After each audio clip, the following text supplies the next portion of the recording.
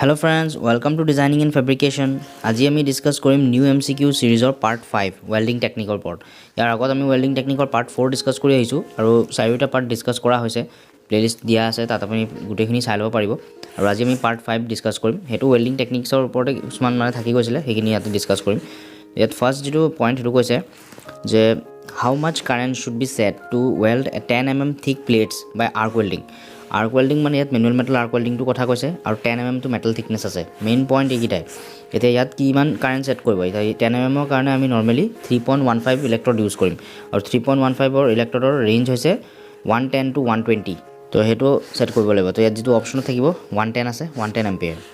ইয়াৰ পাছত নেক্সট যেটো কোৱেশ্চনছ হেতু কৈছে which type of polarity is used in bare wire electrode bare wire মানে যেটো ইলেক্ট্ৰডৰ কোনো ফ্লাক্স নাথাকে মানে অলৰেডি ডিসকাস এবাৰ কৰিছো যে tungsten electrode 20 welding that is bare wire কাৰণ তাত কোনো এক্সটাৰ্নালি ওপৰত ফ্লাক্স নাই হেতু হৈছে bare wire electrode আৰু ফ্লাক্স কোৰ ইলেক্ট্ৰড এটো বেলেগ আছে এটা ফ্লাক্স কোৰ arc welding হেতু এটা ডিসকাস কৰিছিল এটো বেলেগ হয় এটো কিন্তু এই ইলেক্ট্ৰডৰ ওপৰতেই ফ্লাক্স নাথাকে ভিতৰে ফ্লাক্স থাকে মানে ইলেক্ট্ৰডটো ফুফুলা হয় ভিতৰতে ফ্লাক্সটো থাকে এটো বেলেগ ফ্লাক্স কোৰ arc welding এটো bare wire electrode যেটো মানে সলিড ইলেক্ট্ৰড কিন্তু ওপৰত মানে কোনো মানে কোটিং নাই ওপৰত তো হেতু স্ট্ৰেট পোলাৰিটি আমি ইউজ কৰো তো স্ট্ৰেট পোলাৰিটি হ'ব স্ট্ৰেট পোলাৰিটি মানে ইলেক্ট্ৰড মানে নেগেটিভ আৰু বেস মেটাল পজিটিভ ইয়াৰ পিছত নেক্সট কোৱেশ্চনটো কৈছে what happens if the root gap is lesser than 1/6 of the plate thickness যদি 1/6 তকৈ কম হয় root gap মানে কি তেতিয়া প্ৰপাৰ পেনিট্ৰেচনটো নহব base metal not fused till the bottom of the joint তেতিয়া মানে যদি root gap টো কম হয় তেতিয়ালে মানে হিটটো একেবাৰে তললৈকে নাপায়গে তেতিয়া মানে কি হয় মল্টন মেটালটো একেবাৰে তললৈ নাহে হেতু কাৰণে base metal is not fused মানে lack of fusion and lack of penetration দুইটাই হয় ইয়াত কৈছে হেতু base metal not fused till the bottom of the joint ইয়াৰ পিছত নেক্সট কোৱেশ্চনটো কৈছে what is the purpose of fixing run on and run off plate in the arc welding run on আৰু run off plate মানে কি এনেকুৱা এখন plate হয় প্লেটটো এটো আমি ধৰা এনেকৈ welding মাৰিম কিন্তু ইয়াত run off plate আৰু run on and run off plate লগায় এটো মানে কেলে লগায় arc blow নহব কাৰণে আৰু arc blow টো মানে সদায় starting point আৰু ending pointতে হয় start point আৰু end point যদি arc blow টো হয় এই মানে পোৰশনটো বেয়া হৈ যায় হেতু কাৰণে run on and run off plate লগোৱা হয় externally plate তেতিয়া আমি স্টাৰ্ট ইয়াৰ পৰা কৰো আৰু এন্ড আমি ইয়াত কৰো তেতিয়া এই দুটা মানে বেয়া হলে একো প্ৰবলেম নাই পাছত মানে ওয়েল্ডিং টো হৈ যোৱাৰ পিছত এইখিনি জায়গা আমি কাট কৰি মেলি এক এক্সট্ৰা প্লেট কিটা আঁতৰাই দিম মানে তেতিয়া স্টাৰ্টিং আৰু এন্ডিং পইণ্টটো বেয়া হলে একো প্ৰবলেম নাই মানে আমাৰ যেটো মানে ফাইনাল আমাৰ যেটো জব হেতু মানে ওকে থাকিব হেতু কাৰণে লাগে হেতু আৰ্ক ব্লো কন্ট্ৰোল কৰিবলৈ হয় ইয়াৰ পিছত নেক্সট কৈছে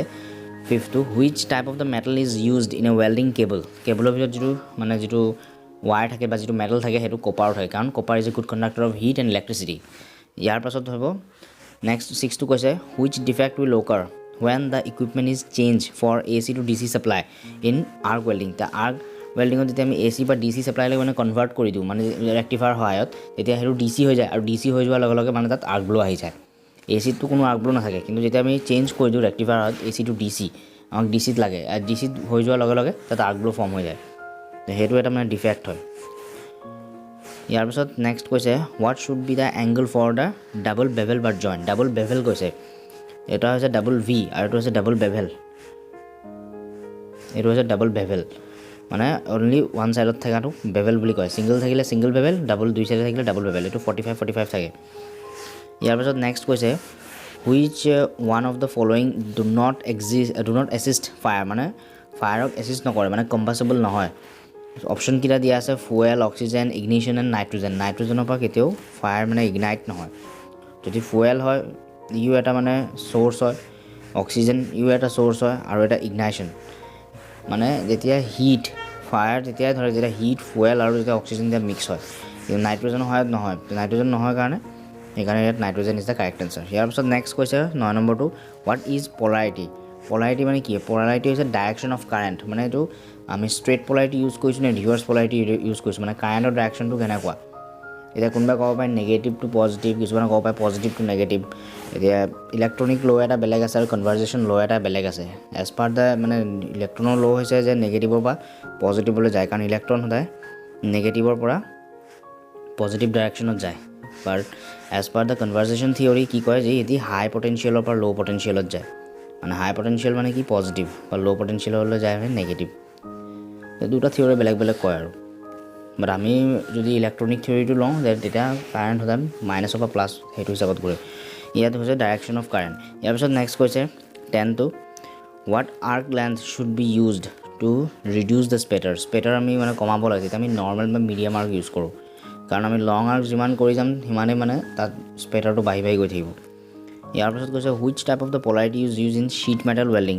ৱেল্ডিঙত আমি ৰিভাৰ্ছ পলাৰিটি ইউজ কৰোঁ নন মেটেল আৰ্ক ৱেল্ডিং হয় তেতিয়াহ'লে আমি ইয়াত ৰিভাৰ্ছ পলাৰিটি কিছুমান ক্ষেত্ৰত ইউজ কৰোঁ কিন্তু ইন টিগ ৱেল্ডিঙত আমি কিন্তু ষ্ট্ৰেইট পলাৰিটি ইউজ কৰোঁ টিগ ৱেল্ডিংটো বেয়াৰ ইলেক্ট্ৰড হয় কিন্তু টিগ ৱেল্ডিং যদি শ্বীট মেটেলত কৰে তেতিয়া আমি মানে ষ্ট্ৰেইট পলাৰিটি ইউজ কৰোঁ আৰু টিগ ৱেল্ডিঙত ষ্ট্ৰেইট পলাৰিটি ৰিভাৰ্ছ পলাৰিটি আৰু অল্টাৰনেটিং কাৰেণ্ট গোটেইকেইটাই ইউজ হয় মিগ ৱেল্ডিঙত অকল ৰিভাৰ্ছ পলাৰিটি ইউজ হ'ব AC ইউজ নহয় ষ্ট্ৰেইট পলাৰিটি ইউজ নহয় কিন্তু টিগ ৱেল্ডিঙত ষ্ট্ৰেইট পলাৰিটিও হয় ৰিভাৰ্ছ পলাৰিটিও হ'ব আৰু অল্টাৰনেটিং কাৰেণ্টো হ'ব এজ পাৰ ৰিকুৱাৰমেণ্ট ইয়াৰ পাছত নেক্সট কৈছে what polarity should be use for welding of cast আইৰণৰ কাৰণে আমি ৰিভাৰ্ছ পলাৰিটি ইউজ কৰিম কাৰণ কাষ্ট আইৰণটো বহুত ব্ৰিটিল হয় ষ্ট্ৰেইট পলাৰিটি ইউজ কৰিলে ক্ৰেক হৈ যোৱাৰ সম্ভাৱনা থাকে নেক্সট কুৱেশ্যনটো কৈছে what should be the angle of electrode in a horizontal position welding আগতে আমি এবাৰ ভাৰ্টিকেল পজিশ্যন আৰু নৰ্মেলি ফ্লেট পজিশ্যন এইবিলাক ডিছকাছ কৰি আহিছিলোঁ ইয়াত এইটো হৈ দিছে যে হৰাইজেণ্টেল পজিশ্যনত আমি 7 to 80 ডিগ্ৰী এংগলত কৰোঁ মানে এতিয়া ডাইৰেকশ্যনটো এনেকুৱা হয় টুৱাৰ্ডছ মানে ৰাইট টু লেফ্ট হয় তাৰপিছত নেক্সট কৈছে what is defined as the vertical position groove welding মানে ভাৰ্টিকেল পজিশ্যনটো 3G এইটো ডিছকাছ কৰা হৈছে ইয়াত 1G 2G 3G and 4G ইয়াত কোনো মানে এইবিলাক 6G 5G 6G নাহে পাইপ ৱেল্ডিঙৰ কথা কোৱা নাই গ্ৰুভ ৱেল্ডিঙৰ কথা হৈছে 1G মানে হৈছে ফ্লেট 2G মানে হৈছে হৰাইজেণ্টেল 3G মানে হৈছে ভাৰ্টিকেল এণ্ড 4G যিটো টাফেষ্ট পজিশ্যন সেইটো হৈছে অভাৰহেড পজিশ্যন ইয়াৰ পিছত ধৰিছে ভাৰ্টিকেল পজিশ্যন সেইকাৰণে 3G ইন গ্ৰুভ ৱেল্ড যদি ফিলেট বুলি ক'লেহেঁতেন তাত 1F 2F 3F and 4F তেনেকৈ আহে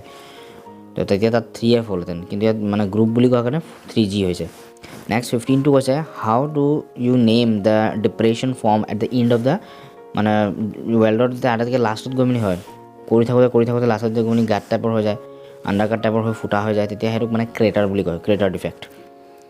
ইয়াৰ পিছত নেক্সট 16টো কৈছে which is used for the arc welding if there is no' electronic power supply যদি তাত কোনো ইলেক্ট্ৰনিক পাৱাৰ ছাপ্লাই নাই যিবিলাক আমি ছাইটত মানে ৱেল্ডিং কৰা হয় য'ত মানে পাৱাৰ ছাপ্লাই নাথাকে তাত এইটো ইঞ্জিন জেনেৰেটৰ ছেট আমি ইউজ কৰোঁ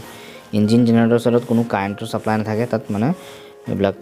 কেৰাচিন পেট্ৰল দি মেলি জেনেৰেটৰ চলাই মেলি কাৰেণ্টটো মানে ৱেল্ডিংটো কৰা হয় ইয়াৰ পিছত নেক্সট কৈছে